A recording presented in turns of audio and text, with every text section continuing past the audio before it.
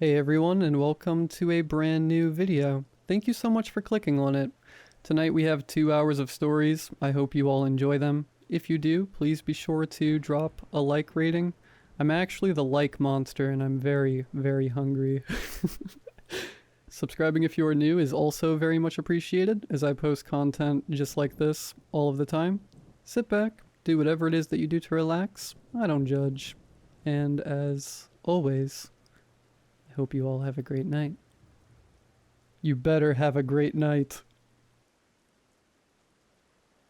If you met me on the street and asked me what my job was, I would tell you that I work from home consulting for an industrial laundry company. That is, after all, the cover story I've been provided with. The reality? My job is even simpler. Every Friday night, I dress up nice, report to a certain theater downtown, have a seat, and watch a performance. That's it. All it takes is a couple hours out of my week, and I end up making 6 figures a year with every benefit you could possibly ask for. I know. It sounds too good to be true. Pretty much anybody on the planet would kill to have a job like mine. At least, perhaps, until they find out just what kind of performances I'd made to attend. Before I start, though, I need you to keep in mind that I'm a good person. I donate thousands to the Rainforest Fund out of every paycheck, and me and my kids volunteer at the food bank weekly. I'm a devout believer, and I'm going to heaven when I die. After all, I, myself, have never hurt anybody, never raised a hand to injure any living soul. How could you possibly call me a sinner, when all I ever do is watch? It started about 3 years ago, when their job offer found me when I was at my most desperate. All I was told was, every Friday night, I would attend a performance at my city's fanciest theater. That was it. I was baffled at first. What the hell do I know about theater, or ballet, or orchestras? Had they gotten me mixed up with some big shot critic? During our talk on the phone, however, they politely reassured me that no critical ability would be required. All we ask, they said, is for you to be there to bear witness. Everything about it screamed scam, but I figured, what the hell? Worst case scenario, I listen to a pitch for some MLM or timeshare, politely decline, and then walk out with some pocket money. I was baffled when I pulled up to the theater. Dozens, maybe even hundreds of people were streaming in, all in nice suits and gorgeous gowns. I'd thrown on the fanciest clothes I could afford, yet I still felt severely underdressed. The theater was totally rented out by my employer, and only my fellow co-workers were allowed in. How much could it have cost to hire such a massive crowd just to attend this one performance? Who could possibly bankroll something like this? I tried to empty my mind and simply merge into that human tidal wave flowing through the doors. Every staff member was dressed in a refined all-black suit, with black tie and undershirt, to the point they seemed to darken the air around them.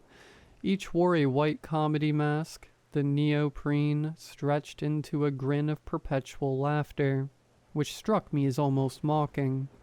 They demanded that we hand over all electronic devices, even patting us down and running a metal detector over us.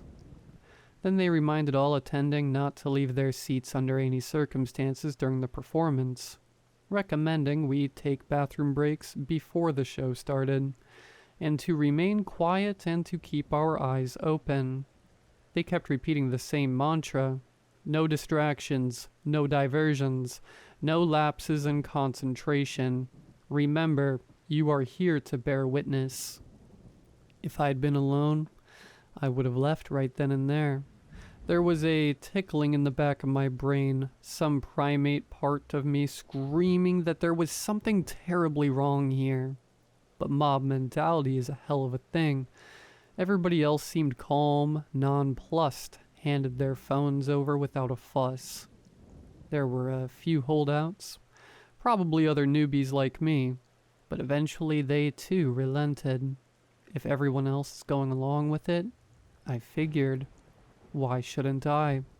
Who wants to be the one single paranoid guy who missed out on an easy paycheck? Stepping into a gorgeous theater like something out of 3 centuries ago, I was most struck by the make of the stage. It looked like the back action of a piano. Strange levers and mahogany hammers looking like fingers manipulating countless lines of piano wire. Some were a dozen feet long. All the taut wires stretched in bizarre formations across the stage reminded me somehow of a spider's web.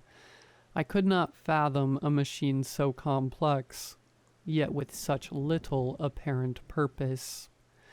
The nature of the performance always varies. Sometimes it's a work of Shakespeare, a ballet, an opera, hell, even a puppet show. That day, it was a concert featuring a small chamber orchestra of around 35. Students, it looked like, young and inexperienced, with a nervous air about them as if this was their first time performing before such a crowd. Mostly a string section plus one of each woodwind, and just a couple each of horns and percussion. The conductor was one of the staff members in the comedy masks. I was baffled. Who would put forward this much cash just for a small green orchestra to play in such a massive, prestigious venue? One of them must be a billionaire's kid, I figured. It was the only explanation. This, I've since realized, is always the best part. The beginning of the performance, when you can, if you try, lose yourself in the display and pretend everything is okay. That it's all normal. And it was best on those lucky days when the performers on stage were completely unaware of just what sort of danger they were in. That always makes it easier for everybody. On that first day, I was as oblivious as they were, and simply enjoyed the music. Maybe some snob of the orchestral arts would hear their amateurish mistakes, but to my untrained ear, they sounded just fine. Pleasant, even. But one question began to worm its way into my head. A small nagging at first, which crescendoed into a hammering on the inside of my skull. How much time has passed? At a certain point, I suspected the intermission was long overdue, but there were no windows and I had to part with my electronic wristwatch at the door, so really, getting any sense of time was impossible. I dismissed it as my lousy attention span at first. But eventually, others began taking notice. No one dared speak but among the fellow newbies. I noticed furrowed brows and sideways glances, confused and concerned. The performers seemed to be getting restless as well, whispering and gesturing to each other and the conductor, who never ceased those robotic, sweeping motions of his gloved hands. It must have been 2 hours by then, if I had to guess, and they were starting to look exhausted, dehydrated. Some even looked as if they were about to quit playing. Continue performing. In a moment, all of the piano wire loudly reverberated and stretched taut with the movements of those mechanical contraptions on stage, as the whole thing bristled and tensed as though it were a living thing. And that voice, cracking like thunder, seemed to emerge from the stage itself with a mechanical roar like the grinding of metal on metal. That seemed to frighten them into submission for a while. It wasn't until a half hour later that my life changed irreparably. They'd been playing a quiet sonata, so everybody could hear the sudden fur-ting, accompanied by a pained yelp. My eyes leapt to one of the violinists. One of her strings had broken, and happened to snap her right in the eye. I could see the streak of scarlet bifurcate her pupil, before the emerging blood replaced the entire eye with a thick redness. She stood, clutching a hand over her eye and blindly grasping with the other, gesturing for medical help. And as she did so, That strange lattice of levers and hammers and pulleys all roared and clacked to life, like a bear trap being sprung.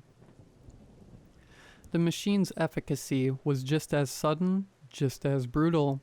Those clockwork edifices moved like a pair of robotic arms, aiming a wire for her neck as if trying to garrote her. But they moved at such a speed that the wire seemed to pass through her, like she wasn't even there. For a moment she seemed fine, unaffected, as if nothing had happened at all. And then things began to fall off of her.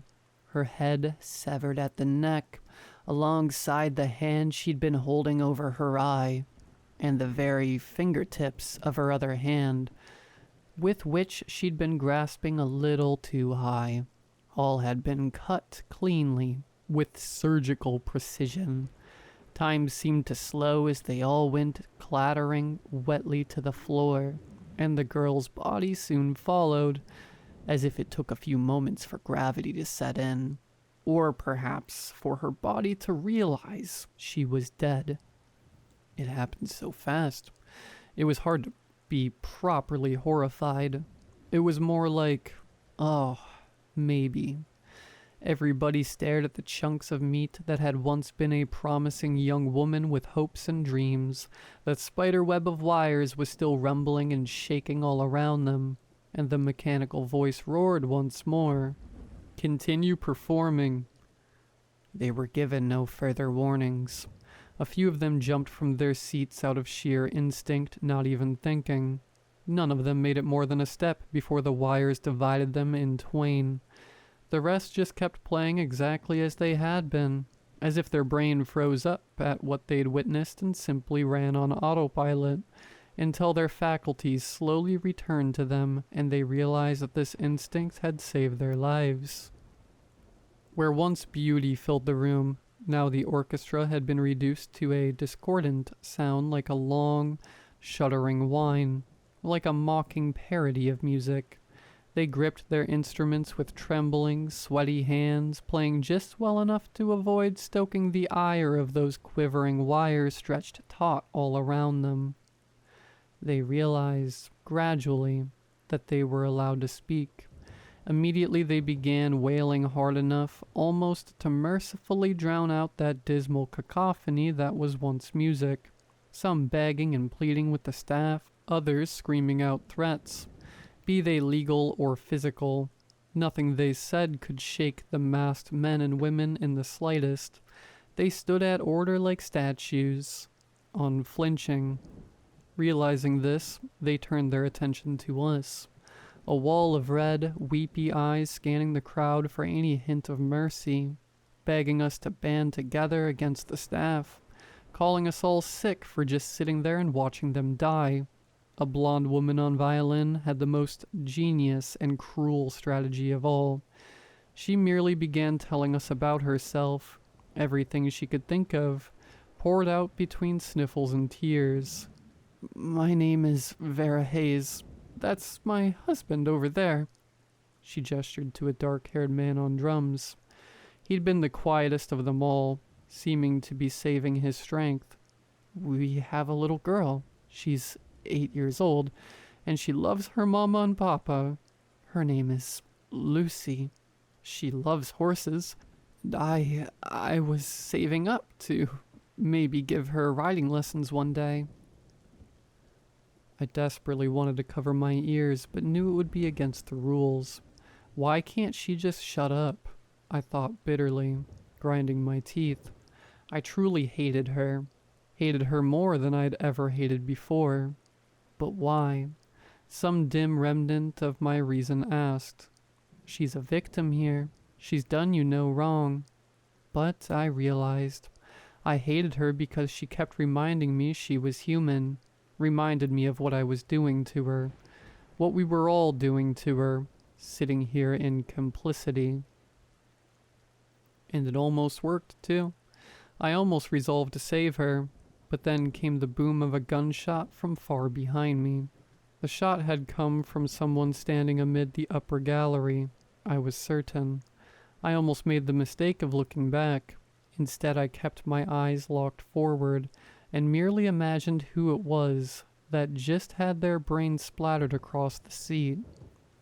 Had they snuck a phone in and tried calling 911? Had they tried making a break for it? Or maybe they just couldn't take it anymore and made the fatal decision to look away from the horror. I tried to distract myself by studying the impossible mechanism, animating the blood-soaked piano wire. I couldn't figure it out. It was an impossible machine existing in defiance all basic laws of geometry, and seemed to have no means of controlling it, instead operating automatically with some malign intelligence. Perhaps it was an extension of whatever creature composed the stage itself. It was a living thing. Of that much I was certain. It breathed beneath the performers, and their blood soaked into its floorboards in moments, as if consumed. After some hours, the orchestra had gone quiet, having screamed themselves hoarse. I couldn't imagine being in their shoes. Even just watching them perform was a test of endurance. Many of them oozing blood all over their instruments, from scarlet cuts where the skin had split. The woman on the French horn was struggling hardest of all, her lungs and hands burning with exhaustion. "I can't," she eventually cried out in a hoarse little wheeze, horn slamming to the floor as her body gave out. "I'm so sorry. I can't do any." A wire passed through flesh in an instant, and suddenly she had no mouth to speak, no eyes to see, no mind to think with. All of it lay splattered upon the stage, which sated itself upon that spilled vitae. Another gunshot. I quivered in my seat, sweat beading on my forehead from the terror. Somebody in the audience had looked away, and I realized I had just been about to do the same thing, had the sudden sound not knocked me out of my stupor. Most of the performers went in similar ways over the next few hours, either making mistakes or their bodies giving out. As monstrous as it may sound, I was quietly praying for them to get it over with. They were dead the moment that they walked on stage. Why drag it out for all these hours, just for the inevitable to happen anyway? I recognize now that it's almost impossible to make that choice, to simply give in and accept death in defiance of all our natural instincts.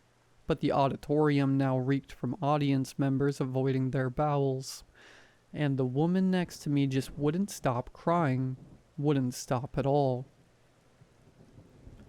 Vera and her husband lasted the longest of all, perhaps because they had each other. Over a dozen hours had passed, maybe even 2, and they were still playing a little duet in perfect sync, despite everything. By now, they were simply talking to each other as if nothing was wrong, as if we weren't even watching. "Baby, when we get out of here, I'm going to take you to Martha's Vineyard.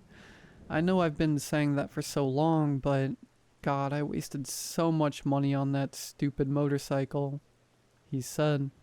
"Lucy's going to love it." Vera chuckled. "I don't know. It might be boring for a little girl.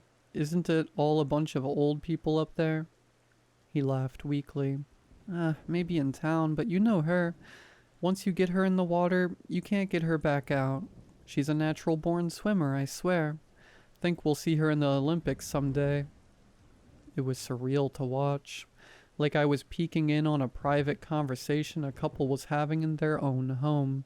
But I could tell both of them were trying to maintain some illusion of normalcy, anything to keep themselves psychologically intact as the hours pass. Even as they tried to smile and laugh, there was a quiver in their tone, a desperation, a fear of what might happen if there was a single break in the conversation. A lot of what they said was too personal to relay here. They went into old regrets, past mistakes, resolved every argument they ever had in all their years together. It was like they wanted to make sure they said everything they had to say before the end came. I think I owe them, at least, their privacy. But the husband was slowly deteriorating. He'd moved too quick, caught the symbol with his hand, leaving a wide gash along his palm that was gushing blood at a terrifying rate. Now he was getting woozier and woozier, swaying dizzily, his eyes unfocusing, his speech becoming slurred and his playing sloppy. Vera desperately tried to keep him focused. "Talk to me, baby. Think of the beach. Lucy's going to love the seashells. She'll pick her favorite and put it on that little stand in her room, with all her little trophies." She rambled on, but by the end, all he could manage was half-hearted grunts of affirmation. He was leaning in his seat, and then his drumstick went flying right out of his hand, sending a cloud of pink mist through the air along its path. And yet he kept going through the motions of playing, as if he didn't even notice. Then a sudden clarity formed in his eyes, and he stared at his empty hand in disbelief. And then the piano wire was tensing and strumming all around him. And then in an instant he was up from his seat and racing towards us. He knew it was over. He just wanted to strike out at the world if he could. One last act of defiance. He even locked eyes with me, and I'll never forget the look on his face. "Why are you watching this? You're all sick and twisted and..." He threw his remaining drumstick, and the trajectory would have delivered it right to me, but the piano wires lacerated it in midair, slicing into it from 100 different directions until it disappeared into a cloud of sawdust. And then they did the same to him. Vera didn't scream or sob. She just tensed and let out the tiniest little gasp, like when you're at the doctor's and know the shot is inevitable. But it still stings anyway. And then she was all alone. She looked to us like she wanted to speak, wanted to say something, to express what was happening inside her. But what was there left to say? She'd spent almost a full day screaming herself hoarse with every combination of words she could think of. None of it helped. None of it meant anything. Instead, she expressed herself through music. She began to play the most mournful, sobering solo I had ever heard. One I knew she was making up as she went along. One with which she communicated those parts of herself that words could not encompass. She stared us all down, eyes red and bloodshot, making eye contact individually as if to remind us that we were not a shapeless mass, that we were all individually responsible. I only barely remember the sound of it now, as if I'd heard it in a dream, and yet even now the memory tears at my heart. She performed for what felt like an eternity, and then in the end she slowly, calmly set down her violin, stood up and took a bow, and then she was on Maid. Everyone stood up around me all of a sudden, and I was immediately caught up in it too, performing a standing ovation that dragged on and on. We screamed, shouted, cried, threw things, smashed our fists against seats, tore at our hair, laughed and danced with each other. It was the ultimate catharsis after all that silence, after a full day of holding it all in. Never before had I felt so connected to a crowd of people on some deep, spiritual level. We marched out of the theater, stumbling like a procession of ghouls with blank faces and tired eyes. The staff were as polite as ever, thanking us for attending the performance and hoping that we enjoyed the show. Some were dragging the bodies of shot audience members out of the theater. As I finally emerged into the outside world, I was stunned to find it was all the same night I had entered. At least 20 hours had passed inside that theater. I was sure of it. But for the outside world, only 2 hours had passed. Exactly the duration listed on their job offer. I'd never been explicitly told not to reveal what I'd seen there, and now I knew why. Nobody believed me. Or worse, maybe they were covering it up. I swear to God the police dispatcher laughed at me over the phone. I swore I'd never go back. I'd been part of something evil, something unfathomable, and it would haunt me forever. But the next year was one of constant desperation. Debt climbing as job opportunities declined at equal rates. I held out for about a year, but eventually I gave in. And to my horror, the next performance was easier, now that I knew what to expect. And then the next was easier still, and the next.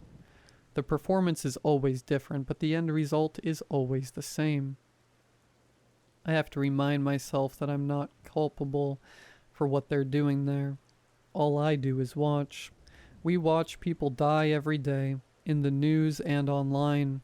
People suffering horrible fates, often in places our own countries helped to destabilize. How are my actions any different, really? We all have to accept that terrible things happen in this world, and all we can do about them is either look away or look the horror right in the eye. Is choosing to look away more moral, or is it only more cowardly? And besides, wouldn't it be worse for them if there wasn't an audience? If they had to die there in the dark alone? No one seeing, no one caring, no one remembering. After all, someone has to bear witness.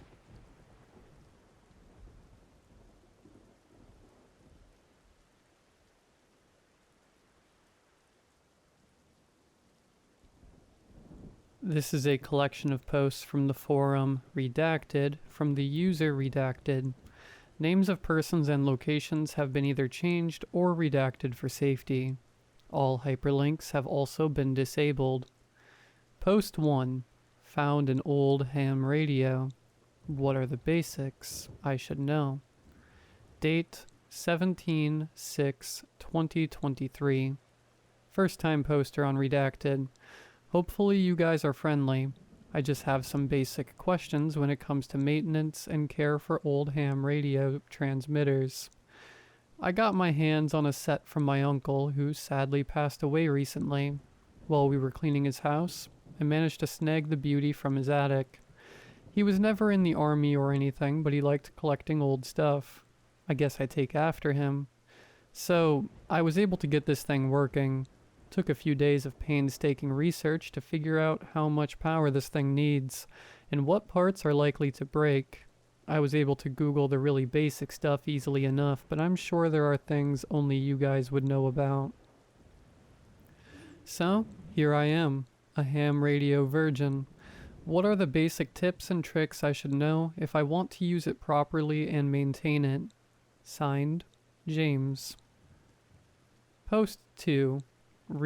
Found an old ham radio. What are the basics I should know? Date 18/6/2023. Wow, thanks guys. Awesome ideas and suggestions. I was able to source parts from the website Redacted recommended. Really cheap prices for such old school stuff. Great find. I've ordered a bunch of replacement parts as suggested. I've got it hooked up safely, and I've been browsing the channels. Haven't found anything super interesting yet, but you guys suggested getting a repeater to increase the range. How far can this thing receive? I did get one funny interaction with an angry truck driver though. I live near a highway, and a lot of big rigs pass by. I didn't know truckers still used these. Here's the recording I made. A transcript of the conversation from the audio. James. Okay, I just found a channel with people talking on it. Gonna prank them. James tunes into the frequency. A dog barks in the distance. Trucker 1. Any accidents heading southbound on the M4? Trucker 2. Negative. The sirens were going up the M4 and turning off. You should be good. James. Charlie Foxtrot. This is...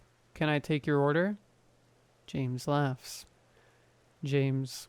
Charlie Foxtrot. Do you want fries with that? Trucker 2.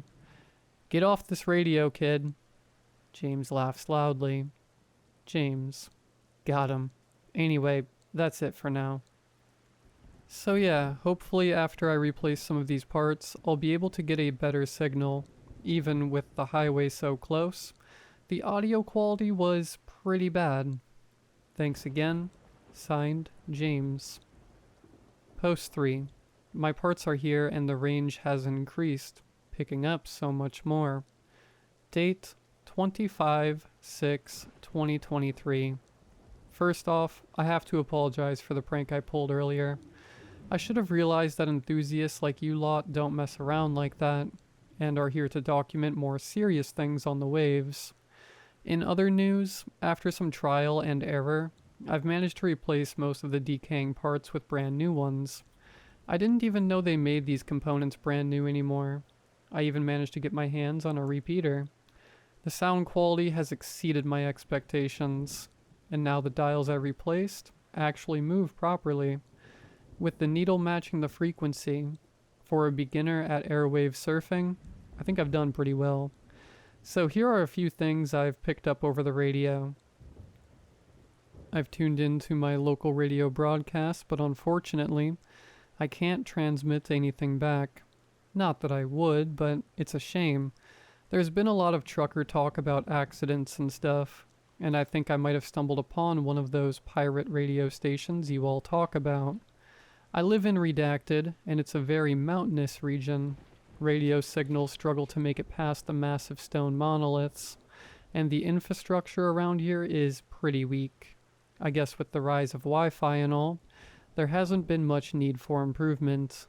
Anyway, there's a station on frequency Redacted. If anyone in the same region wants to tune in, it'd be cool if someone could corroborate what I've been hearing. It's exactly what you'd expect from a pirate station. Loads of conspiracies and wild theories about mind control and the like. Total nut jobs. Here's a link to what they were talking about. Hyperlink deleted. Transcript. A dog barks in the distance as James places his phone. James. Alright, I found a pirate signal. It's Redacted if you are nearby and want to listen. Let me just tune in. Static fluctuates, then a clear male voice comes through. Conspiracy host. And they've got them. And now, with the addition of another tower in the area, I'm telling you, the signal it produces is going to fry our brains. James snickers. Conspiracy host. That's why yours truly keeps it analog. You won't catch me on the internet or using their phone plans. The conspiracy host continues rambling as James speaks. James. He's been ranting about 5G all day. It's a new theory every day. At least for the past 2 days I've been listening. Interesting times, I guess. Thanks for tuning in. So what do you guys think? Have I stumbled onto something cool yet? I'm not sure if this is the right place on the forum for discoveries. Maybe someone can point me in the right direction. Maybe I could track down the crazy guy's signal and pay him a visit at his cabin in the woods. Please don't take that seriously. I'm not that stupid. Thanks. Signed, James. Post 4. Getting dead signals every now and again. Is this normal? Date 26/6/2023. Hi again. Just checking in with you guys to see if this is normal. Best to ask the experts. It hasn't happened a lot, but occasionally I pick up a signal where it's just, well, dead. As in, there's nothing. No static, no tone shifts, just silence. It's eerie as hell. I looked it up and generally dead air refers to the silence between broadcasts. What I don't like is that this silence seems to pop up randomly while I'm tuning. If I'm picking up absolute silence, that means something is there, right? It's only happened a few times, but now that I've noticed it, I swear it's happening more often. I'll let you guys decide. Here's the audio. Hyperlink deleted. Transcript. James, let me just tune in. It's really specific with its frequency, like I have to be exact to find it. Static and scrambling before it goes silent. James. There, right there. Silence. James. What's up with that? No feedback or anything. The weirdest part is that if I nudge it just a little... Static resumes. James. Strange. Hopefully you guys can figure this out. Is this a faulty part? Thanks again. like I said in the audio. Have I accidentally fried a part? Everything looks fine, so I don't think so. Maybe I installed something incorrectly. Thanks. Signed, James. Post 5. Getting dead signals every now and again. Is this normal? Date 27/6/2023. There's something strange about these channels. I don't really know how to describe it, but I've been noticing them a lot more. I'll be tuning in, listening to some trucker chatter, and then suddenly it just cuts out mid-sentence and that eerie silence is back. It's not like they stop talking. It's more like the signal itself just gets snatched away. People on here have said to be mindful of channels like that. They say you never know who might be listening in. Honestly, I doubt that's the case. I've been unplugging the ham set whenever I finish using it, and I'm always really careful when I come across these dead air broadcasts. I never talk about anything private or incriminating. Still, I appreciate the concern. Signed, James. Edit. Just as I was about to post this, something happened. I was typing up this post when I heard the radio start tuning by itself.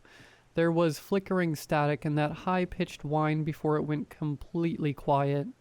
To be honest, I'm scared. I still am. Just to put my mind at ease, I'm going to leave my phone recording in the room while I'm at school. I'll post what I find tomorrow when I get back. I'm really hoping it's just a fault or something. Please tell me this is an easy fix. Post 6. You need to hear this. Date 28/6/2023. I don't even know what to title this post. If you've been keeping up, you know something strange is going on with my set. This morning I left for school and decided to leave my phone recording next to the ham radio. I'll just let the audio speak for itself. I've edited it down to the relevant part. Hyperlink deleted. Transcript. There's silence, occasionally broken by a dog barking and the muffled sounds of cars or trucks passing by. After a while, the distinct click of a switch being flicked. The frequency starts tuning, eventually landing on the silent tone. This holds for about 2 minutes before the switch clicks again. Now, some of you guys might think I'm messing with you, but I'm really not. A few people also suggested I might have installed an automatic tuner. I didn't. So how do you explain the switch turning on by itself? And that tone? It's not silent anymore. If anything else happens, I might have to give this hobby up. This is some seriously weird stuff. Sorry if I freaked anyone out. I'll keep you all posted. James. Post 7. Been hearing things lately. Date 1/7/2023. Sorry for the lack of updates. I've been back and forth to the doctors. Don't panic, it's nothing too serious. Just headaches and a lack of sleep. I've developed a severe case of tinnitus, which is odd because I've always been careful with my hearing and volume levels. But I've ended up with it anyway. It just never stops. It's like this low, constant buzzing tone. And if I focus on it, it gets fuzzier, so I try not to. The sleeping pills they gave me helped a lot, but it's been horrible for all my fun hobbies like gaming. Every time I sit down to watch a show or play on the computer, the static sounds intensify tenfold, and I can't stand it. Even when I go outside for a walk, it seems to linger. The doctor says it's something I'll get used to. No known cure, apparently. It's awful. Regarding my last post, a lot of you commented that you didn't hear the tone when the radio switched on in my recording. I thought it was clear as day. I'll adjust the gain for any future recordings. Also, the random switching on has stopped, and no more dead air channels either. Seems like that glitch has been resolved. Thanks again for the support and suggestions. Hopefully, I'll be back to finding cool things on the airwaves soon. James. Post 8. Someone is talking to me. Date 3/7/2023. I don't know how this is happening, but someone has been trying to contact me through my set. I really hope it's not one of you guys pranking me, but the chances of that are slim, considering how far apart we all are. Maybe it's someone local trying to mess with me. It's definitely not the truckers, and I'm sure it's not the conspiracy nutter either. It sounds nothing like them. The voice is low, almost melodic, like they're struggling with the language. If it happens again, I'll record it on my phone and post it. Edit. It happened again. I've got it all recorded. You need to hear this. I'm seriously done with this. I'm terrified. Link. Hyperlink deleted. Transcript. James. Someone's trying to contact me. I was scanning through signals when I hit another dead air broadcast. I waited for a few seconds before someone called out. I'm going to try and communicate. There's some shuffling as James picks up the microphone. James. Who is this? There's a long, drawn-out pause. The recording remains dead silent, though the sound of James' tense breathing is clear. James. How do you know my name? More silence. Only James' increasingly shaky breaths. He shifts uncomfortably. James. What? The hell do you mean? Silence. A slight rustle of clothing is heard, as if James is gripping the microphone tightly. James. Signal? I don't understand. What is this? There's no static, just an oppressive absence of sound. James. Part of what? James' voice trembles. More silence. James. What is this? I'm done. A sharp click as the radio is switched off, followed by a deep breath from James. His voice is barely a whisper. James. What was that? A rush of movement is heard and the recording stops. I'm done, guys. I'm getting rid of this cursed thing. I hope you understand. James. Post 9. I talked to him. Date 7/7/2023. Firstly, how can't you guys hear the voice in the previous post? It was so clear. Most of the comments saying they heard nothing. Some said they heard something, but not words. I boosted the gain and everything. Sorry, I'm just losing it a bit. The static, it never stops. It's always there. I couldn't bring myself to throw out the radio. I want to, but it's like, it's stuck to me. The only thing that keeps me going, that spark of something, but the static is making it hard to think, to even, I don't know, function. The screens, I can't even look at them anymore. It's like they burn my eyes. It takes so long to write these posts out. It's the signal. It has to be. The ringing, the sadness. It's all because of that. It's his fault. The conspiracy guy, he knows. I know he knows. I found his radio signal again and I talked to him. I recorded it. I don't remember saying half the things I said. Here, you'll see what I mean. Hyperlink deleted. Transcript. James coughs, sounding hoarse. A dog continues to bark constantly through the recording. James. I'm going to get to the bottom of this. Why is the signal doing this to me? The static grows louder in the background, a low hum underneath it. James coughs again as he tunes the radio. James. Oi! There's a long pause. The static hisses, then quiets suddenly. Conspiracy host. Who is this? James. What did you do to me? Conspiracy host. What? Who is this? James. You were talking about signals. Why can I hear it? There's a sigh from the host. He sounds really tired. Conspiracy host. I don't know what you're talking about, kid. Look, this isn't funny. James. No, you're going to tell me. The static briefly fades out and in again, like a breath being held and released. James' voice trembles. James. What is happening to me? Conspiracy host. Look, I don't know what you want, kid. Whatever this is, it's a sick joke. James. No. James' voice starts warping, distorting as if the radio signal itself is twisting his words. James. You will stop this. Conspiracy host. What's wrong with your connection? James' voice becomes suddenly scrambled, unintelligible except for sharp, broken syllables, like a machine trying to speak. James. I want it to stop. The static swells violently. There's a sharp crack like an electrical surge, a faint echo of something breathing, followed by a soft thud as if James collapsed.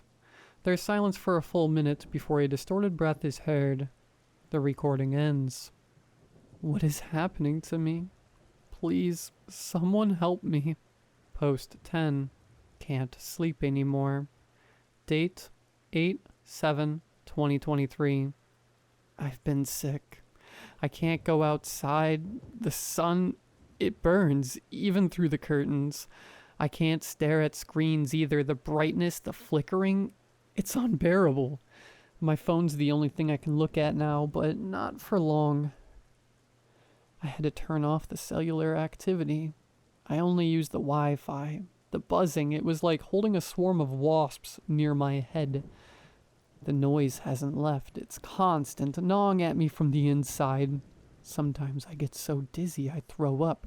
It's getting harder to keep down food, or maybe I just don't want to. It's not that I'm hungry. I feel something gnawing in my gut, something deep, but it's not normal. It's like the idea of food itself feels wrong. The nausea comes in waves, triggered by nothing. My mother keeps trying to get me to the doctor, but I can't move. The pain, it grips me whenever I try to stand, to leave. The idea of leaving feels dangerous, like something's out there waiting. So I stay. It's safe here. Except for the noise. The noise won't stop, and that dog, he's been barking for days. He never stops. The sound drills into my skull, mixing with the buzzing in my ears. I can feel it vibrating under my skin like something else is trying to get out. The following text is copied verbatim from the post. Post 11. Need silence. Date 9/7/2023. The TV gone. Computer gone. It smells in here. Don't care at all. The buzzing won't stop. Why won't it stop? I smashed it all, but still it's there. Everywhere. Taste. It was the only thing I could eat. No more noise. Too much noise. All the time, but now it's quiet. Kinda. My stomach hurts, but it was the only thing. Nothing else. No food works. Just that. Mom, she's still knocking. Can't open the door. Not now, not after it. Can she smell him? I bet she does. I hear it. It's everywhere, but that's fine. Don't remember recording. Hyperlink deleted. Transcript. The recording is of James coughing violently as he breathes heavily. This is broken up by the smashing of screens and electrical equipment. James. Shut up. A window breaks and something impacts the ground. Most likely a computer. James. Why? I broke them all. The connection should be broken now. A violent cough. The ham radio springs to life. It tunes to a station. Conspiracy host. I can't stop hearing it. They found a way to get to me. James collapses and crawls to the radio. A sound of a small bone being torn. Conspiracy host. I thought I was careful, that I was safe with analog, but no. I was targeted, and now... The host pauses for a few seconds as meat is being ripped with teeth. Conspiracy host. No, I didn't. You all need to destroy your radios. It's in the analog now. It gets into your head. You must destroy them. The host suddenly cuts off to dead air, then static. It sounds like James is eating something. Meat tearing and bones snapping. This goes on for about a minute before he violently throws up. James. Why? He's the only thing I could eat. He was so loud, he had to be quiet. There is a knock at the door. James. Shut up, shut up, shut up. The phone moves and the recording ends abruptly. The radio's still here. Always here. I thought I smashed it, but it's always back. Or maybe I never threw it. I can't think. Maybe not supposed to. I don't know. Everything's loud, but quiet now. Quieter. Maybe if I stay here, just here, don't move, it might stop. The pain will stop. I feel it in my bones. Can't keep food down. I needed to do it. Just this. I need to eat more of him. Soon. You are my lifeline now, guys. Phone's still okay. You can listen too. Post 12. W. Date 9/7/2023. Hyperlink deleted. The audio is over 12 hours long of silence. At 9 o'clock on 14/07/2023, police constables redacted and redacted were dispatched to residential address redacted following reports of an unresponsive household and of bizarre activity on an online forum redacted by one of the residents. 17-year-old James. Officers arrived at the address and found the front door ajar. A foul odor was detected emanating from upstairs. Attempts to locate the subject's mother, redacted, were unsuccessful.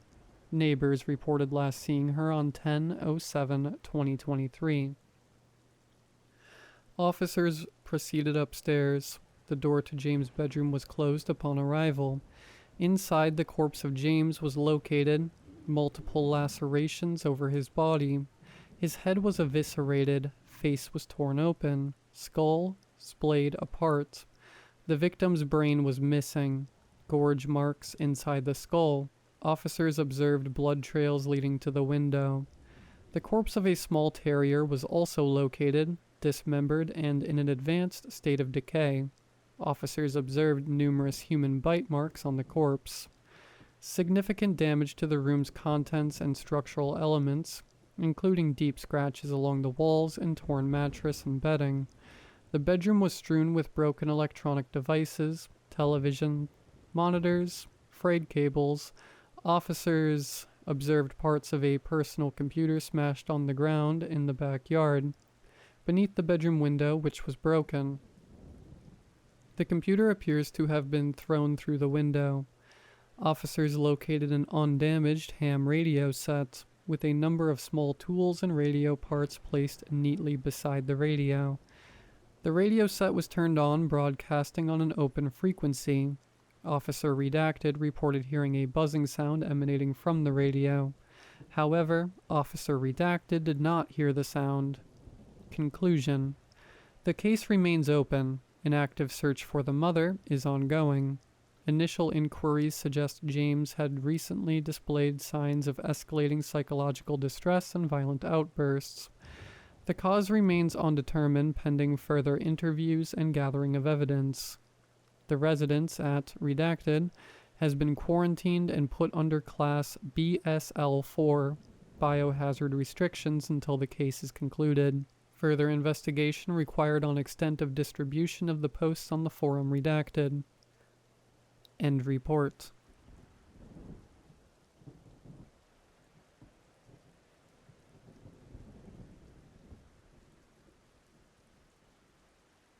When I was a child, I had a best friend named Roger. He was adventurous, outgoing, and unbelievably kind. He really brought me out of my shell. I was a shy kid and often overlooked by my peers. Not Roger, though.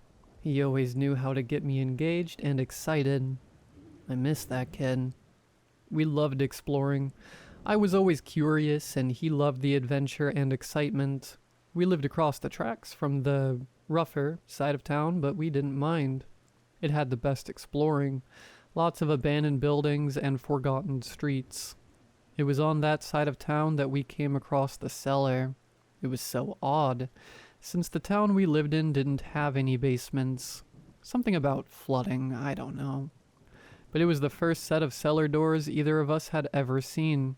They were the old-fashioned kind, set in the base of a house but facing outside, like you'd see in a farmhouse, only this was attached to the crumbling ruins of an old church.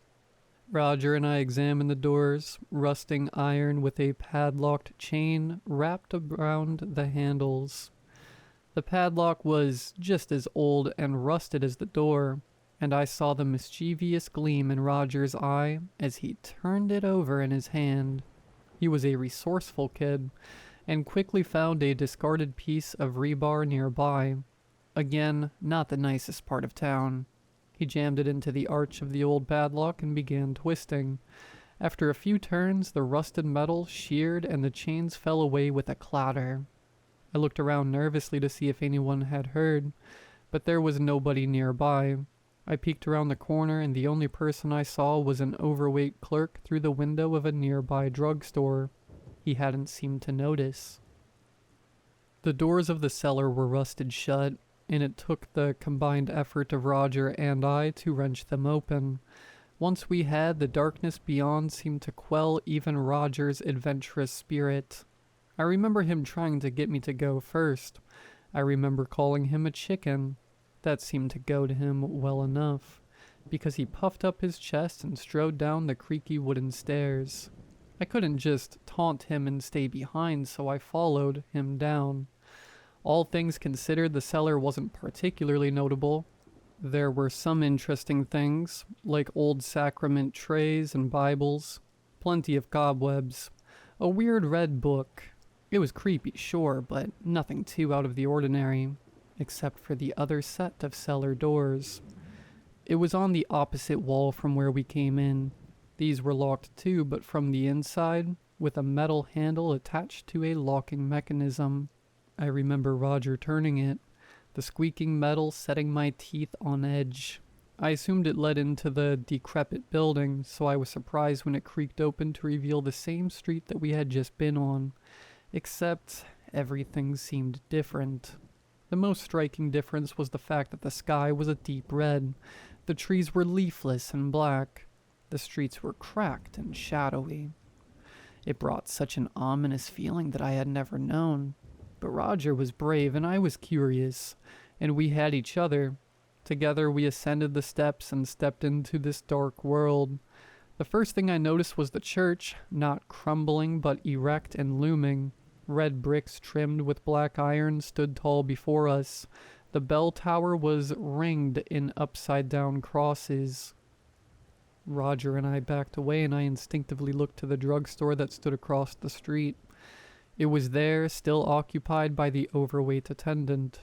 Only now he stood in the center of the store, staring blankly into the distance.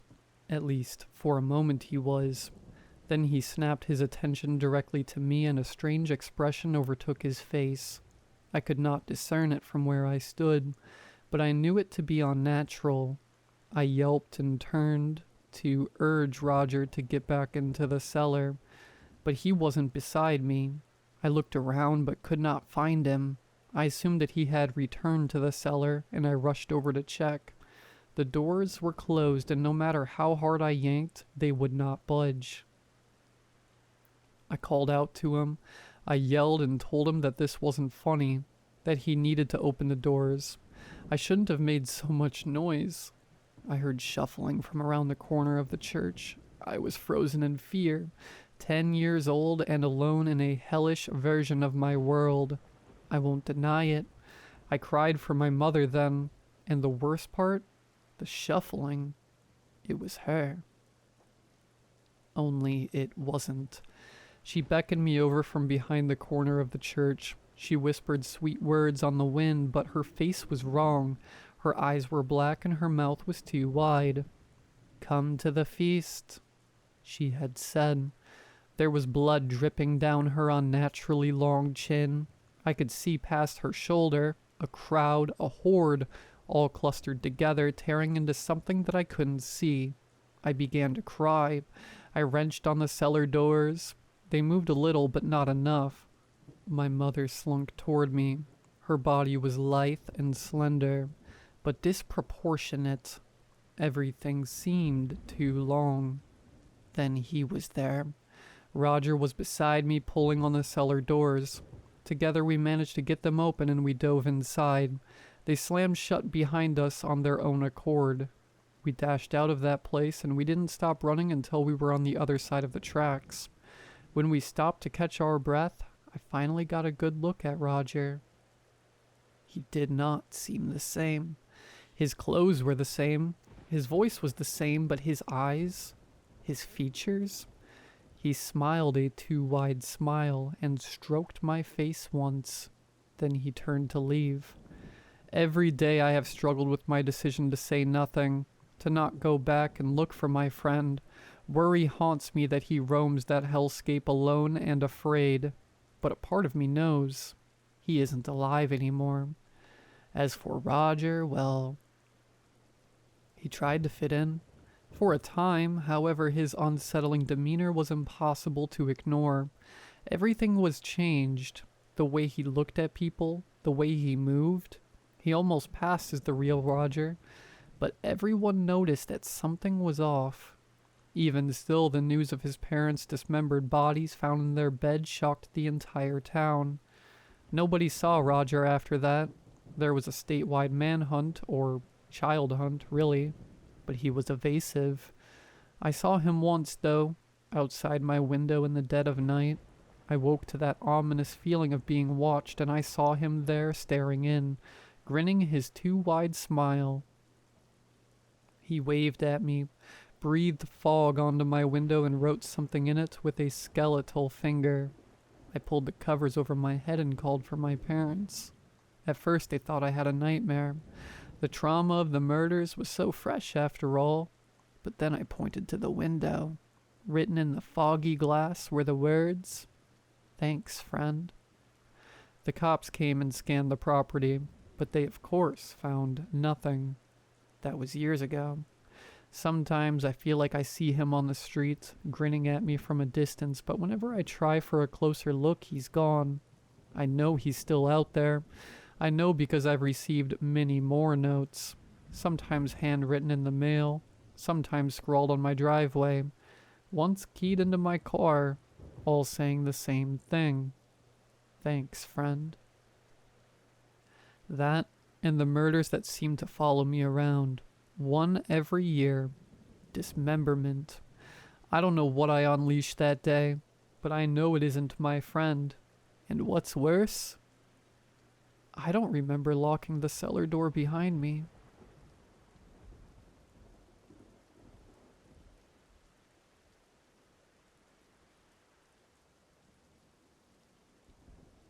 The sound of police sirens wailed loudly inside the room, but he didn't move.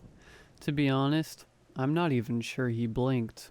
He just sat there as he had the entire room in his chair, surrounded by stacks of books, each collecting a thin layer of dust that had made its home on them. "So is there anything else I need to know?" I asked curiously, staring at the man sitting in the chair. His eyes were droopy, almost as if he were asleep. His hair was wiry and uncombed, pointed in the air, and his almost white beard had little specks of drool. It was as if he were in a different world as I stood there, in his little red and black checkered robe. "No, he just sort of sits here all day watching police procedure shows," Bailey responded, parting her bangs with her hand. Her green eyes darted back over to him as he still sat there staring through the TV. I could tell she was ready to get out of her green scrubs and pass over responsibilities to me. "Let me show you where to sleep." "He sure does have a lot of books," I added as we walked out the room, entering a hallway with dark blue walls, dark colored floors leading to a row of open doors. Each room was similar to the one the man was in. Organized chaos, books on shelves, stacked on tables. the floors, and any other object that was available. Yeah, he was some sort of scholar. I think an archaeologist or something like that, Bailey replied as we entered a room that had lime green walls. A queen-size bed nicely made with dark gray sheets and a slightly darker comforter. A relatively modern metal and wood nightstand sitting next to it. A small lamp resting on top of it. This is you. Should I try to pick up and straighten up the place? Bailey laughed. No, we're nurses, not maids. His son can pay for a cleaning service to deal with it. Gotcha, I said as I laid my backpack on the bed and retrieved my phone charger, plugging it into the wall. So you said you already fed him his dinner, right? Bailey nodded. Yep. All you have to do is put him to bed, and to be honest, sometimes if he falls asleep in the chair, I just leave him. He seems to just like being there with his shows. What does he usually do for breakfast? I usually just cut up fruit with some yogurt. Seems easy enough. Yeah, I would just relax, catch up on reading or sleep, Bailey said, pulling out her phone and looking at the time. So do you think you need anything else? I don't think so, I answered as Bailey headed back to the hallway. Her nose pointed to her phone as she texted furiously, and we walked towards the front door, passing the room with the man. Guns were firing on the television. It's an easy gig, Bailey remarked as she pulled out a set of keys. They jingled her hand as she seemed restless to leave. So, I will be back in a couple of days to take back over, but call me if you need anything. She hastily exited the front door. As I turned back, walking to the room with the old man, the television was still blaring. I looked over to see his eyes were no longer drooped down, but were now fully closed.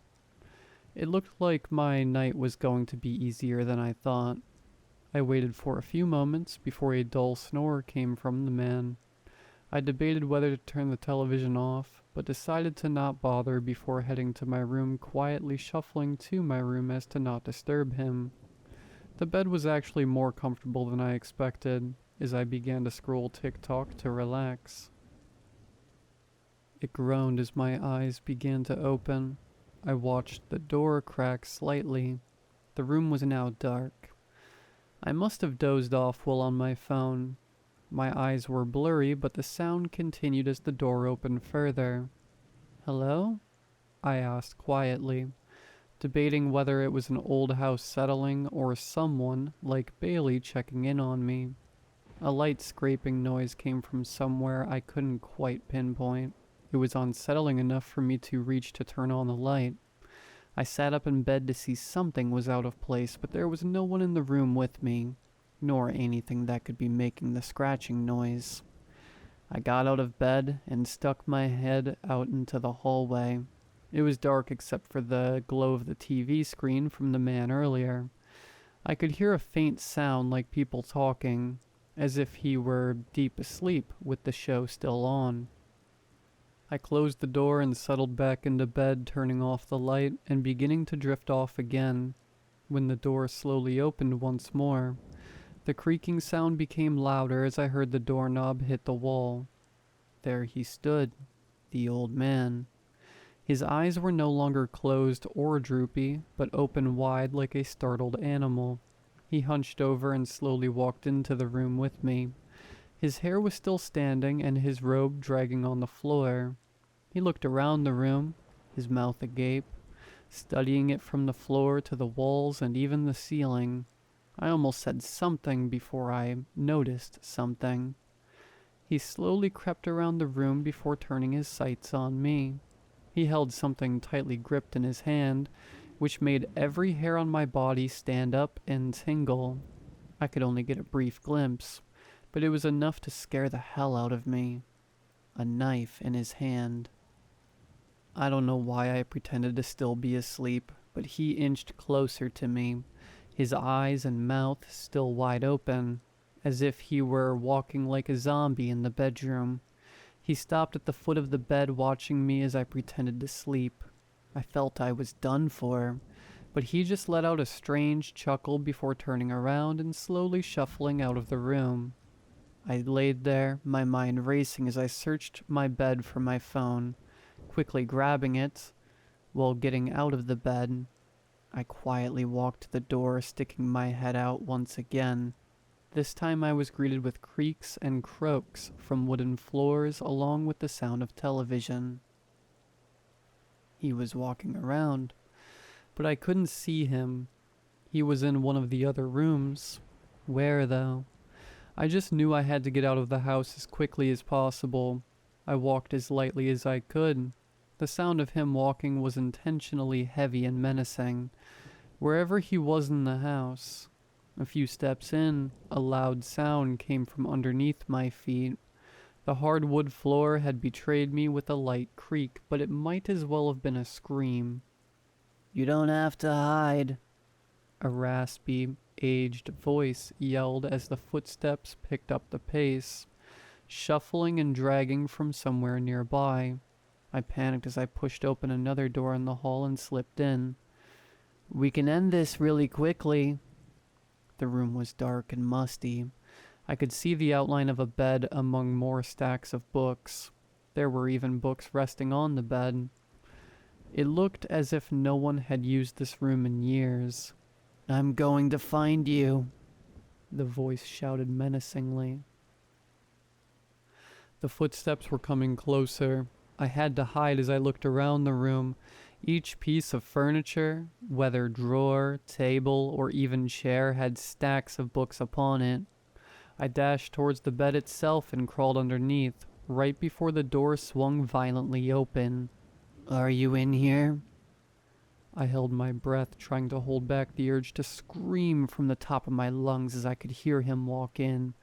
Each step he took, my heart felt like it would leap from my chest as he carefully walked around. "We are going to end this," the voice screeched. "I've been waiting for so long for the right moment to do this." He paused for a moment, staying stationary. I may have only been able to see his feet, but I knew he was looking. Not even a twitch came from me as I waited patiently, hoping he would give up on this room. After a few minutes, he shuffled out of the room. I peeked out to see the door still open, but the old man was nowhere to be found. I was just going to have to run for it. As I slid from underneath the bed and darted towards the hallway, I looked around to hear the old man yelling somewhere in the house. "I know you're still here." I just ran towards the door, the television becoming louder as I came near the room where I had thought he had peacefully gone to sleep. As I got closer, I could see the light pour into the hallway from the television, casting a shadow on the floor. He was in that room. I don't know why I stopped to take a glimpse, especially being so close to freedom, but I did, and I saw a figure standing in the dark right in front of the television, as if he were watching his show again. "I'm leaving and calling the police," I yelled out, catching its attention.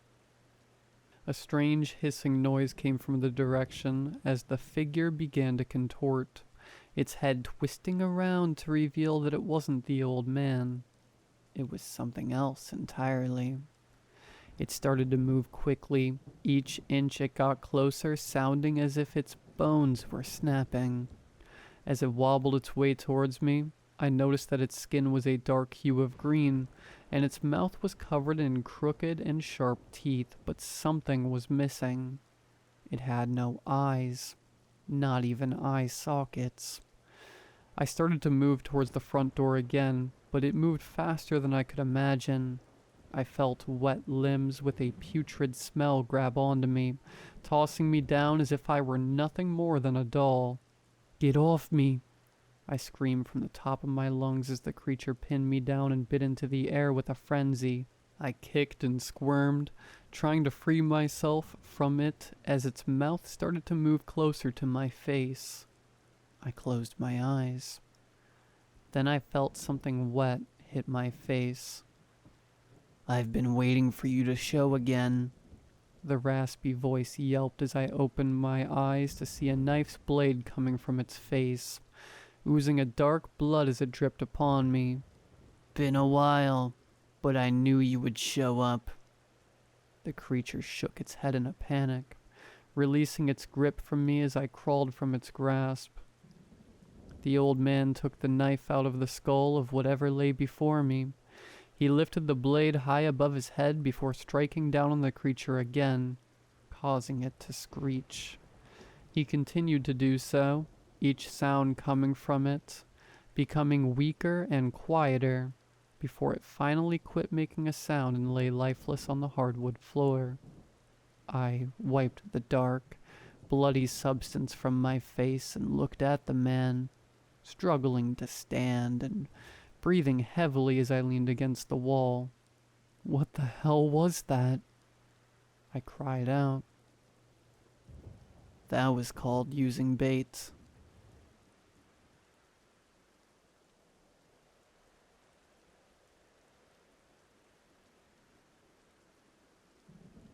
My sister and I have always been attached at the hip.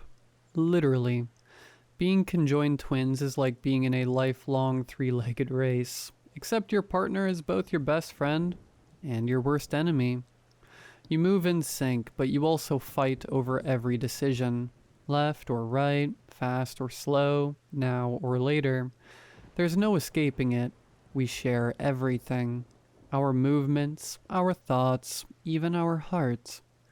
We've always done everything together. There was never a choice for better or worse. But what happened on that fishing trip, that was something I never imagined we'd share. It was a sunny day on the lake, the kind of family outing that felt ordinary, peaceful. Our parents had brought us out for a relaxing afternoon, fishing rods, sandwiches, the works.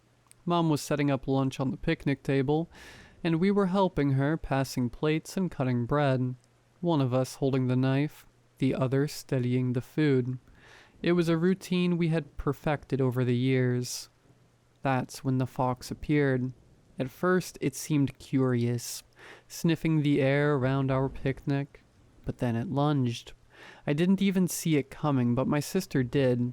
It clamped down on her arm, snarling, its teeth sinking deep into her flesh. She screamed, a sound that echoed through me like a thunderclap. I tried to pull her back, but we're connected, and there was nowhere to go. It bit her again and again. By the time Dad shot the thing, its teeth were stained with her blood. The hospital trip was a blur.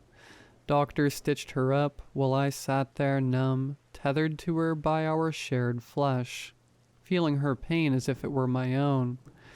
They talked about rabies, about shots that would protect us both. But we share a heart, a circulatory system, parts of our nervous system. We're not like other people. The treatment didn't work. Days passed and my sister started to change. At first it was small things, restlessness, twitching. She complained of feeling hot, then cold. Her eyes became wild, darting around as if they were tracking something I couldn't see. I could feel the heat radiating off her. Our bodies connected, her fever coursing through me. I got tired, but not like her.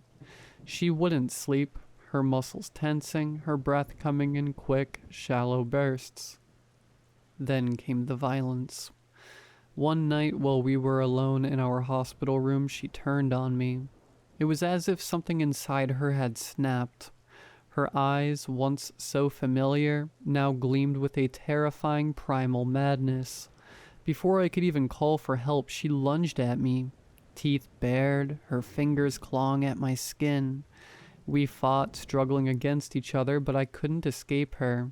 Not when we were bound together, our bodies tethered by flesh and bone. She bit me twice before the nurses rushed in, sedating her, pulling her back just enough to keep me alive. Now I sit here in this cold, sterile room waiting. The doctors say she has rabies and it's too late for her. They've tried every treatment, every sedative. but nothing seems to calm the animal inside her for long. She's dangerous, violent. She's not her anymore. They've separated us as much as they can. Horizontal cushioned bars attached to the hospital bed, fabricated to fit between us safely and securely. The dense, padded plastic presses against our upper torsos, snug around our ribs, soft enough to protect our skin, yet firm enough to keep us apart. It's an unyielding divider, designed specifically to restrain her without hurting me, a desperate measure to contain the growing madness. I can still hear her, though. Low, guttural growls, her shallow, rapid breaths. Sometimes she laughs, a twisted, hollow sound that no longer belongs to her. I can feel the infection inside her, pulsing through our shared heart, our connected blood. The doctors check me constantly, waiting for any sign that I might be next, but so far, I've remained lucid. Every day I watch her through the bars, her eyes wild, her body twitching in its restraints, but I wonder how much longer I can hold out. She's been sedated for days now, slipping in and out of consciousness, but even in sleep I can feel her presence gnawing at the edges of my mind. Every now and then her body jerks violently against the restraints, the metal rattling as if she's trying to break free. The worst part isn't the separation, it's the waiting. Knowing that I'm losing her, knowing that she's still there, but no longer the sister I've always known. The doctors tell me she's gone, that the rabies has taken her mind, her soul, everything that made her my sister. But we share a body. I can still feel her. I can still feel the rage, the hunger seeping into me. They told me I should say goodbye, but how can I? We've shared everything, every movement, every breath, for as long as I can remember. How do you say goodbye to someone when you're not only losing them, but losing yourself too? When every word sticks in your throat because you're not just letting go of your sister.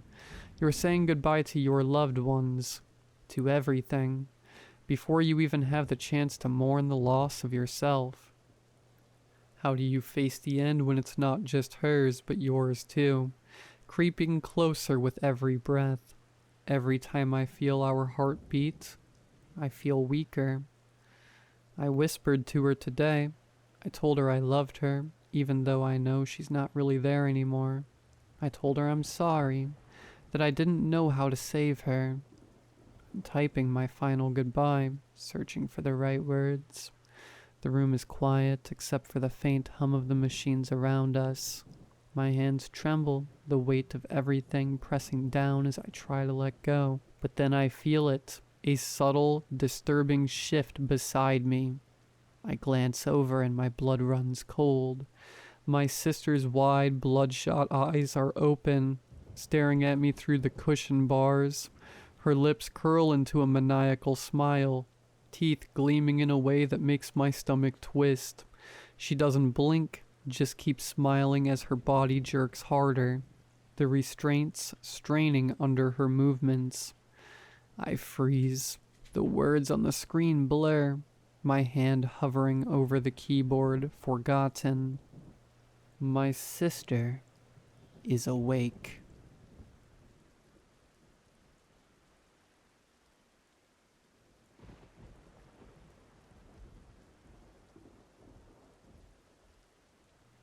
The moment I stepped into the apartment, it felt right.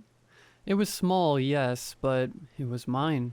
After years of moving from one shared space to another, I was ready for something of my own. Even if it was just the modest one-bedroom on the outskirts of the city. The rent was reasonable, the area quiet, and best of all, it was a space I could shape to my liking. No more tiptoeing around roommates' habits or schedules. This place was a fresh start. The building itself was older, maybe from the 1970s, with the usual quirks of an aging structure. The hallway leading to my door smelled faintly of cleaning products and mildew, the paint peeling slightly at the edges. but I figured I could live with it. It added character, I thought.